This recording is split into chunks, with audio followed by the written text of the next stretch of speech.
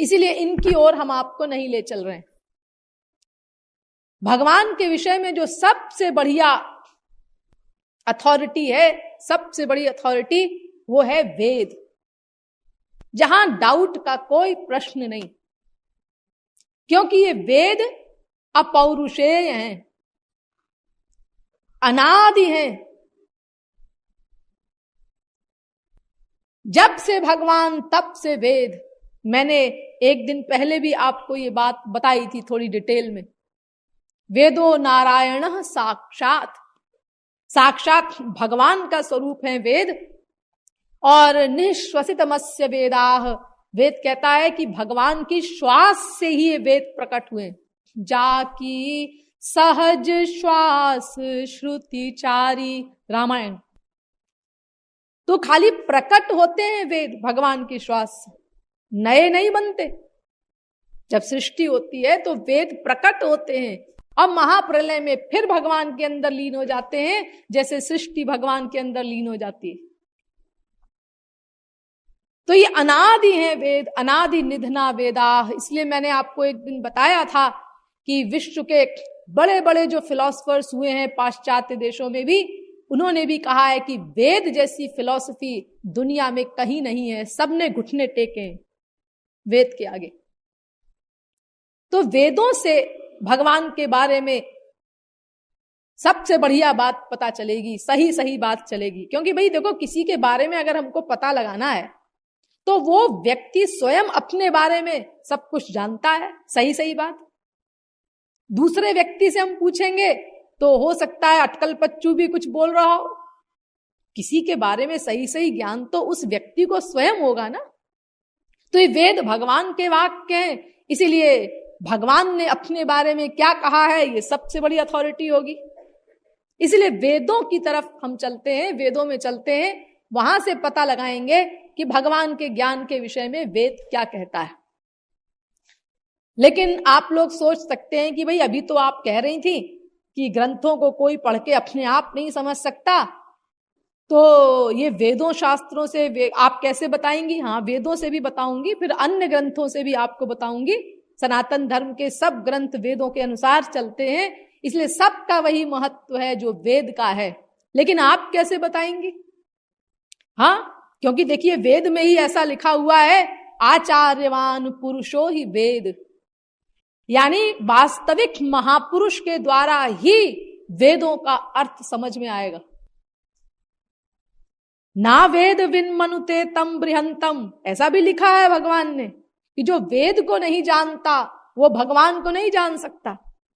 वेदों से ही भगवान का ज्ञान होगा। लेकिन आचार्यवान पुरुषो ही वेद, बिना वास्तविक महापुरुष के वेदों का मर्म समझ में नहीं आ सकता। हाँ, तो आप कैसे बताएंगी? तो इस प्रश्न का उत्तर तो आप लोग जानते हैं, समझते ही होंगे कि मैंने किसी वास्तविक महापुरुष से ही वेदों शास्त्रों का ज्ञान प्राप्त किया है। मेरे गुरुदेव जगतगुरु श्री कृपालु जी महाराज हैं, आप लोगों को पता ही है, जिनके प्रवचन कुछ समय से टीवी पर आ रहे हैं और थोड़े ही समय में तहलका मचा दिया है। जिनके प्रवचनों ने क्रांति सी ला दी है। हजारों चिट्ठियां आती हैं और सब में लगभग एक ही मैटर होता है कि पहली बार हमको वेदों शास्त्रों में क्या लिखा है ये सही सही ज्ञान हो रहा है।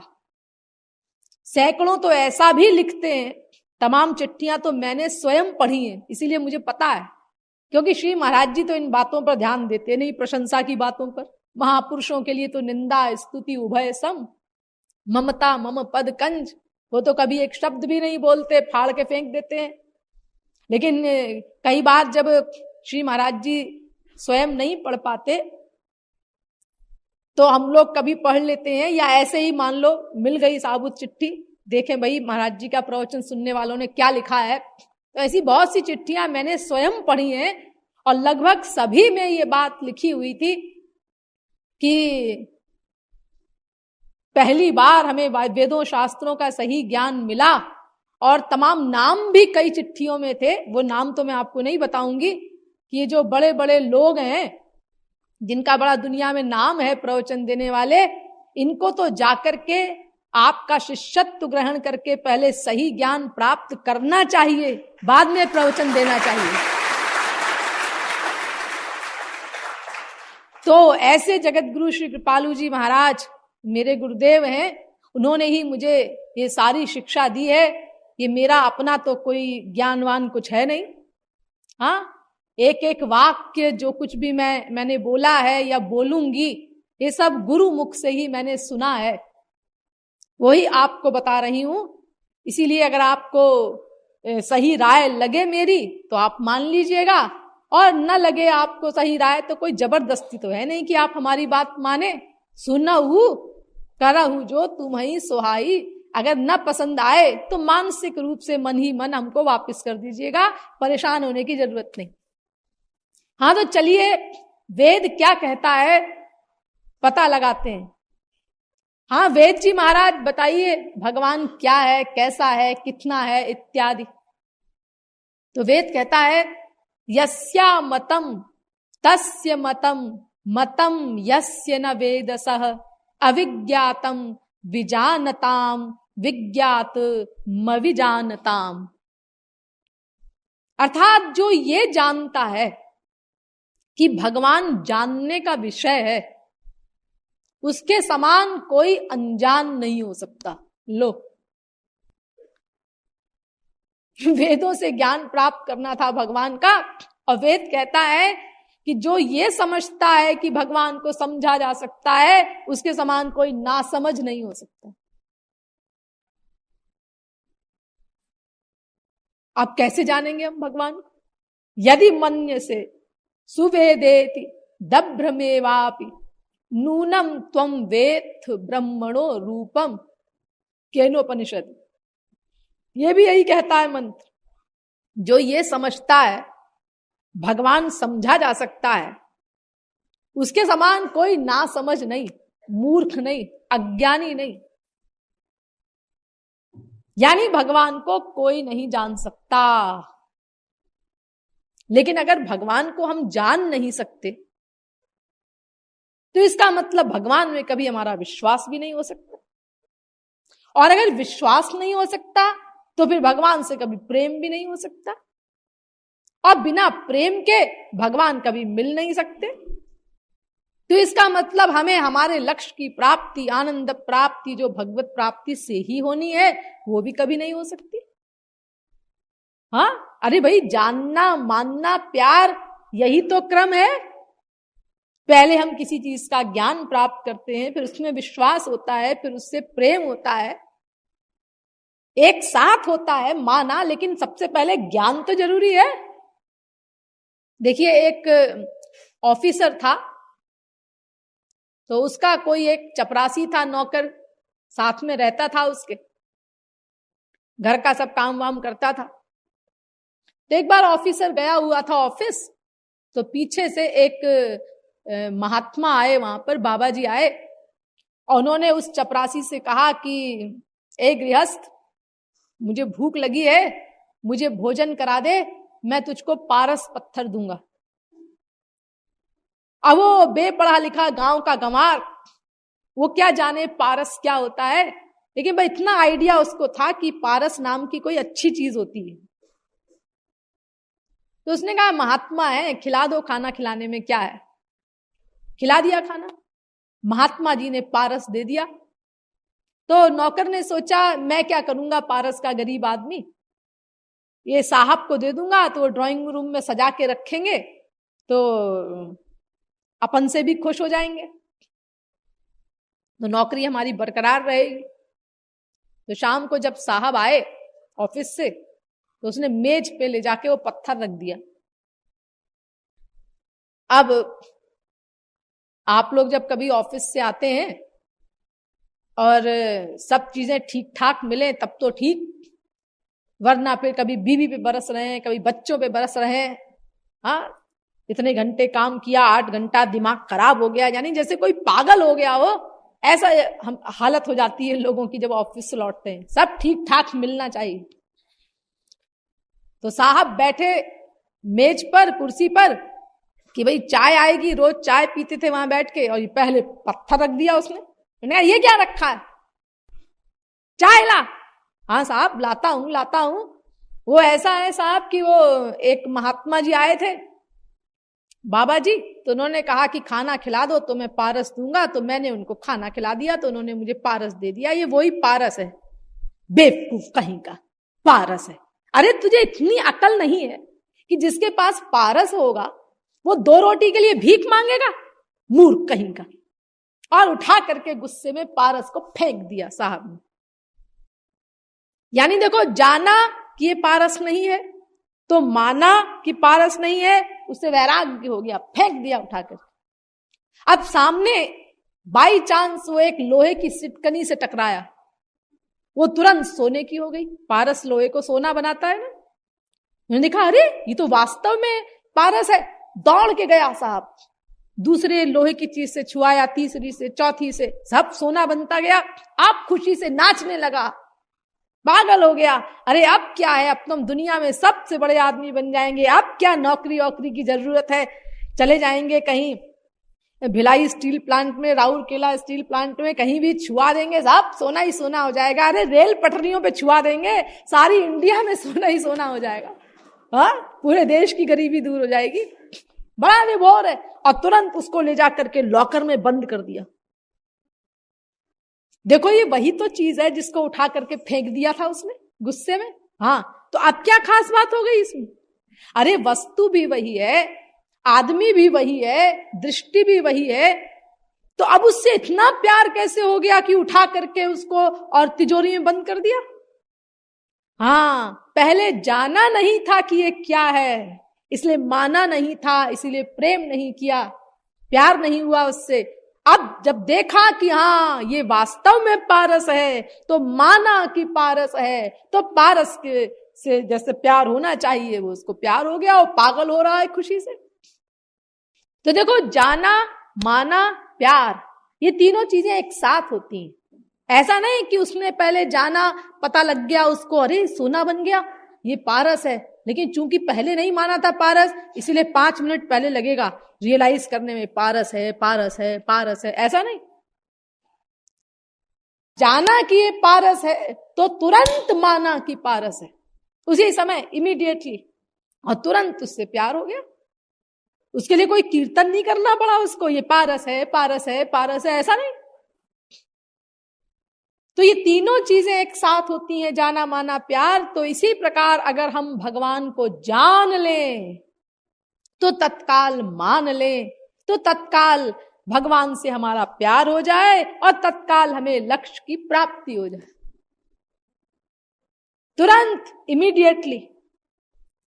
इसीलिए वेद कहता है, अस्तित्वोपलब्धव्यस्तत्व भावेन चोभयोः अस्तित्वोपलब्धस्य तत्व भावः प्रसीदति।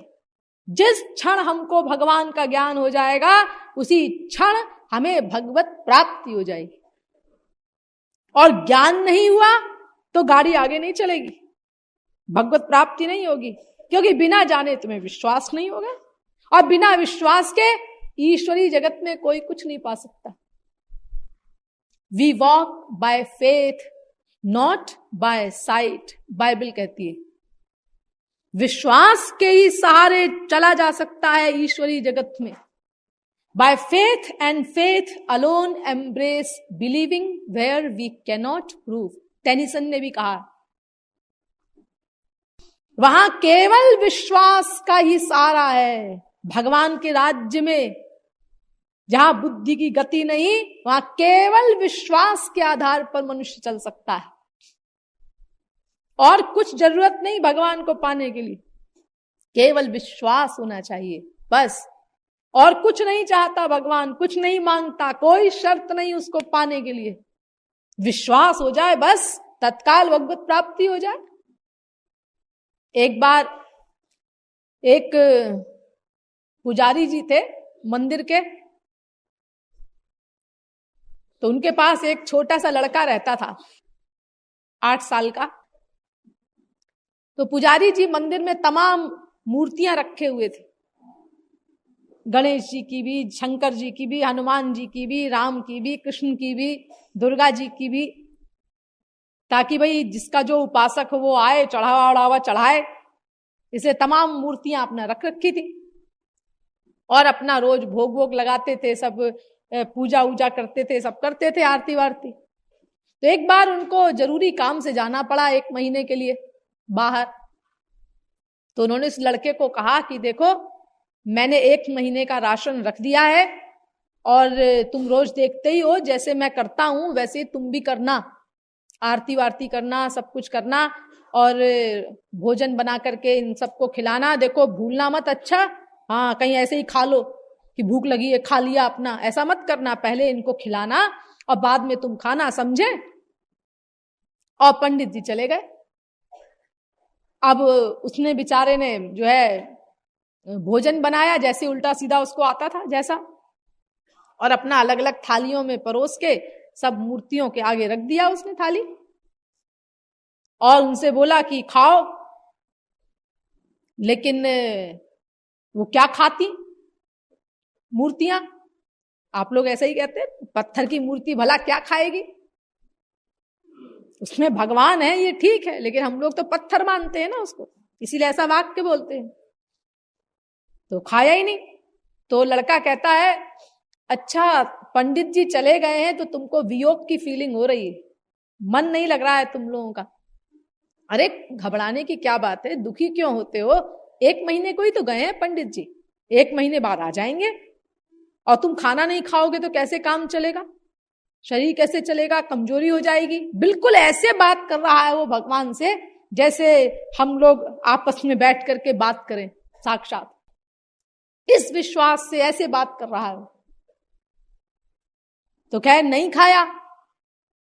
अब 1 दिन 2 दिन 3 दिन 8 दिन बीत गए और बेचारा वो छोटा सा बच्चा, उसकी तो हालत खराब हो गई, चलना फिरना मुश्किल हो गया, फिर इनको भोजन भी बनाओ रोज रोज, और फिर उसकी अपनी हालत बुरी भूख के मारे, बच्चा तो था ही।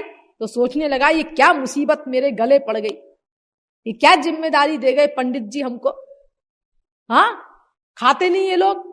तो जब उसकी हालत बहुत खराब हो गई, 8वें दिन उसने क्या किया कि एक मोटा डंडा लेके आया, अब मोटा डंडा ला करके और खड़ा हो गया, बड़े गुस्से में बोला खाते हो कि जड़ दूं,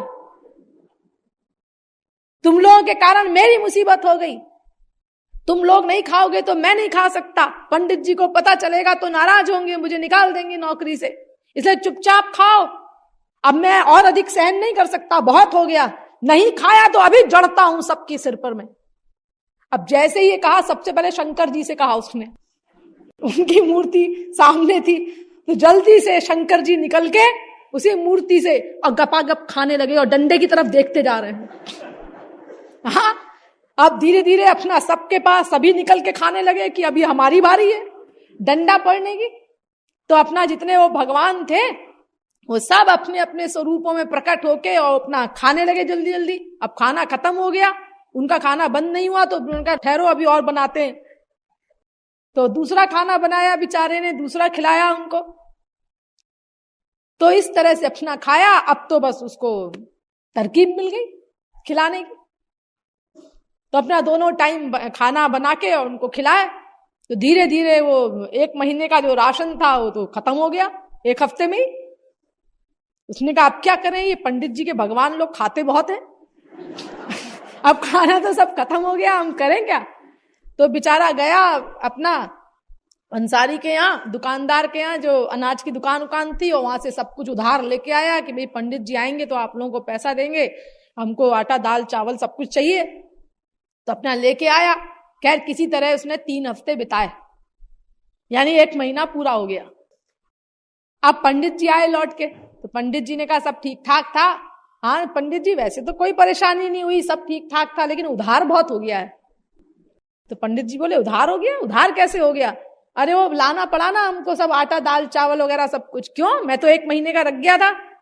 अरे पंडित जी ये आपके जितने भगवान है ना, इन्होंने खूब खाया छक के, तो थोड़े ही दिन में खत्म हो गया था, तो मुझे बहुत सारा उधार लाना पड़ा, वो आपको देना पड़ेगा उसका पैसा। पंडित जी ने कहा क्या बक बक करता है, भगवान खा गए। तो उन्होंने कहा इसने बेच बाच दिया होगा, कोई मक्कारी की होगी। क्या बकबक करता है, बड़ा आया खिलाने वाला। अरे मैं बूढ़ा हो गया और कभी नहीं खाया इन लोगों ने मेरे हाथ से, और तूने खिला दिया, खा लिया भगवान ने। तो उसने कहा पंडित जी मैं झूठ नहीं बोल रहा हूं, मैं आपकी सौगंध खा के कहता हूं कि इन्होंने खाया है, 2-2 टाइम खाते थे दिन में। तो उन्होंने कहा अच्छा, बड़ा आया खिलाने वाला, खिला मेरे सामने। उसने कहा ठीक है आप खड़े हो जाइए। पंडित जी छुप के खड़े हो गए और उसने भोजन बनाया और उसी प्रकार थालियों में परोस के सबके सामने रखा। तो दिखाई खाने लगे वो लोग। अब उसको तो साक्षात दिख रहा है कि सब लोग खा रहे हैं, लेकिन पंडित जी को किसी के दर्शन नहीं हुए, खाली इतना दिखाई दिया उनको कि गस्सा थाली में से उठ के और मूर्ति के पास जा रहा है मुख में, और कुछ नहीं दिखा। ये गस्से पे गस्से जाते जा रहे हैं उठ करके, बस इतने दर्शन उनको हुए। तो चरणों में गिर गए उस लड़के के, बोले तू तो मेरा गुरु निकला। अरे मैंने इतनी उम्र बीत गई, बूढ़ा हो गया मैंने कभी विश्वास नहीं किया कि हाँ ये खाएंगे। मैं ऐसे ही एक्टिंग करता था भोग लगाने की, और तेरा ये हाल है, इतना छोटा सा, इतना 100% विश्वास। तो देखिए भगवान को पाने के लिए किसी योग्यता की, किसी चीज की आवश्यकता नहीं, वो केवल विश्वास से मिलते हैं। सरल विश्वास हो बस गुलाम बन जाएंगे भगवान। तो ये विश्वास हम लोगों को नहीं है, ये बेपढ़े लिखे अंगूठा छाप लोगों को जल्दी हो जाता है। और हम लोग जो थोड़ा बहुत अक्षरों को पढ़ लेते हैं, डिग्रियां झूठी संसार की हासिल कर लेते हैं, तो हम लोगों को अपनी नॉलेज का इतना अहंकार हो जाता है कि हमारी जिज्ञासा समाप्त हो जाती है। हर चीज में बुद्धि लगाना, डाउट करना, विश्वास नहीं कर पाते हम लोग। इसीलिए हम लोगों को लाभ प्राप्त नहीं होता, और विश्वास नहीं तो फिर प्रेम नहीं होता, और फिर बिना प्रेम के भगवान की कृपा कैसे होगी, वो कैसे मिलेंगे।